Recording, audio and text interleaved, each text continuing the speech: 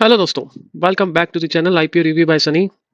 देखिए आज बात करते हैं पाइन लैब्स का आईपीओ रनिंग है, उसके बारे में जानकारी थोड़ी सी आपसे साझा साझा करते हैं कि क्या इसमें हमें अप्लाई करना नहीं करना चाहिए या नहीं करना चाहिए। कंपनी के एसेट के बारे में जानेंगे, कंपनी के फाइनेंशियल देखेंगे, कंपनी करती क्या है उसको देखेंगे और लास्ट में देखेंगे इसको अप्लाई करना है या नहीं करना है। मेन तो देखिए ये है, ये पॉइंट हमारा अप्लाई करें या नहीं करें लॉन्ग टर्म के लिए या लिस्टिंग गेन के लिए। देखिए सबसे पहले देख लेते हैं कंपनी करती क्या है। कंपनी देखिए 1998 में इनकॉर्पोरेट हुई थी और leading Indian merchant commerce platform that provides points of sale solution payment processing and merchant financing services. देखिए जो हम बाहर जाते हैं रिटेल शॉप पे या कहीं भी आप मॉल्स में कहीं भी जाते हैं तो एक मशीन लगी रहती है जहाँ पे हम डेबिट कार्ड क्रेडिट कार्ड या क्यूआर कोड स्कैन करके हम पेमेंट करते हैं। तो वो जो मशीन्स होती है ये नंबर वन मशीन है फाइन लैब्स की, जो हर जगह आपको ऑलमोस्ट हर जगह मिल जाएगी। ये लीड करती है हमारे इंडिया में। क्या क्या ऑफर करती है देखिए, smart OS devices, buy now pay later, merchant financing, loyalty and gift solution, e commerce and online platform. E commerce में भी ऑनलाइन भी आपको ये मिलेगी। तो देखिए काफ़ी अच्छा इसका मार्केट में पकड़ है।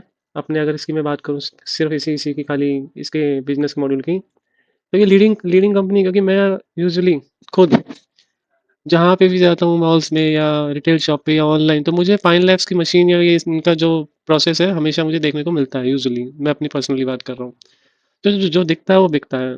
मैं ऐसे नहीं कहूँगा कि हाँ ये कंपनी एग्जिस्ट करती है नहीं करती, बिल्कुल करती है और अच्छे खासी एग्जिस्ट करती है। देखिए एसेट की बात कर लेते हैं, आप समझ गए कंपनी करती क्या है। ऑनलाइन सॉल्यूशन है और इसका पीओएस सॉल्यूशन है पेमेंट प्रोसेसिंग के लिए। उसमें आपका 1% 8% जो चार्ज करता है, आपने अभी कभी नोट किया हो तो वो है मेन। रिवॉर्ड पॉइंट्स भी आते हैं उस टाइप का। देखिए कंपनी का एसेट देखिए, 2023 में 9,363, 24 में 9,648 और 25 में 10,715 और अभी 10,904। इनकम देखिए एक्चुअली 1,690, 1,824, 2,327 और इस क्वार्टर में 653, लेकिन पैट माइनस 265।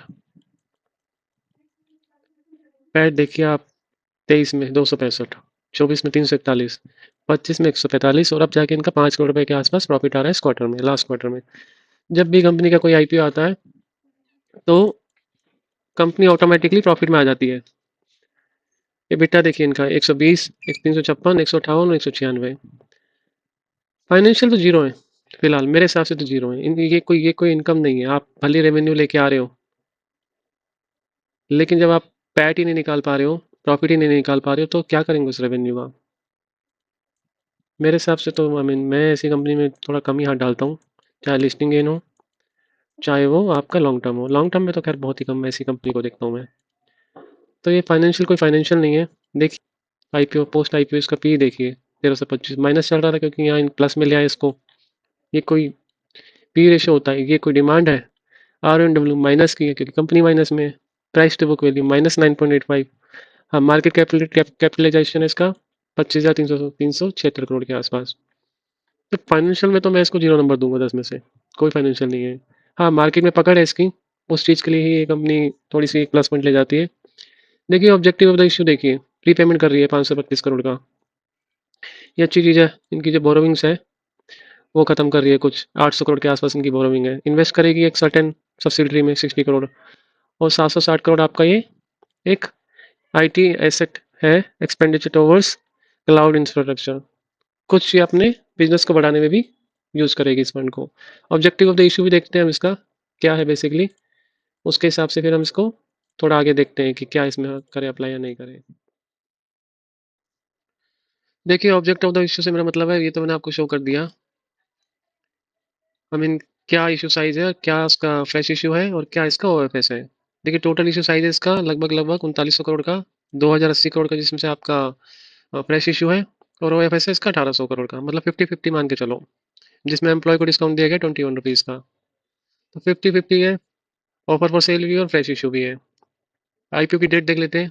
7 नवंबर को ओपन हो रहा है, 11 को क्लोज हो जाएगा, 12 को इसका टेंटेटिव अलॉटमेंट आ जाएगा, 13 को आपको रिफंड आ जाएगा, 13 को शेयर क्रेडिट हो जाएंगे और 14 तारीख को इसकी लिस्टिंग हो जाएगी एनएसई बीएसई पे।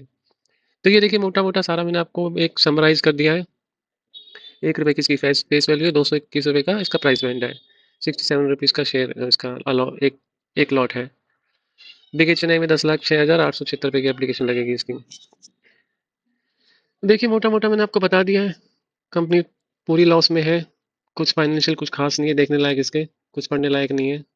पीओएस सर्विसेज में है और इशू इसका आपको मैंने बता दिया, 3899 करोड़ का है। अब देखिए मेन बात आती है, अप्लाई करें या नहीं करें। देखिए अप्लाई करने वाला तो मुझे ऐसा कुछ इसमें नज़र नहीं आ रहा, मैं पर्सनली बताऊं। अब देखो, हर कोई आईपीओ देख लो, क्यूआई भी अच्छे से आ जाता है आजकल, तो कोई भी आईपीओ उठा लो, एंकर एक नंबर आ जाती है।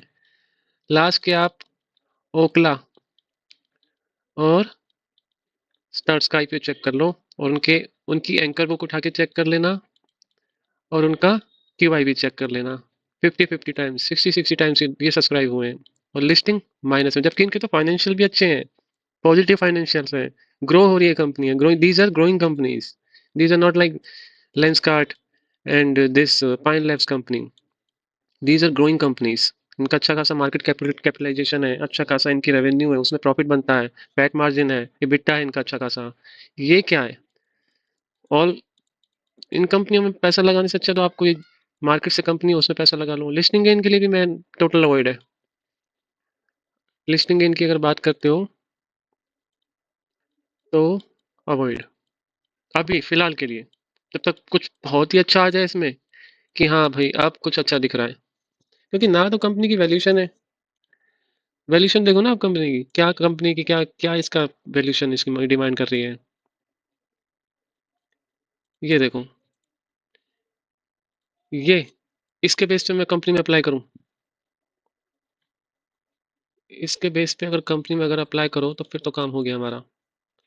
ये देखो, ये इसके बेस पे मैं अप्लाई करूं, इसके बेस पे ये नेटवर्थ है इनकी, ये बोरोविंग्स है इनकी, जो हर साल बढ़ रही है, इस क्वार्टर में भी बढ़ गई अच्छी खासी।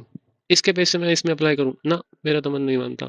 बाकी देखते हैं, अभी ये मेरा फाइनल डिसीजन नहीं है, बाकी 90% यही हूँ कि मैं अप्लाई करने के फेवर में नहीं हूँ।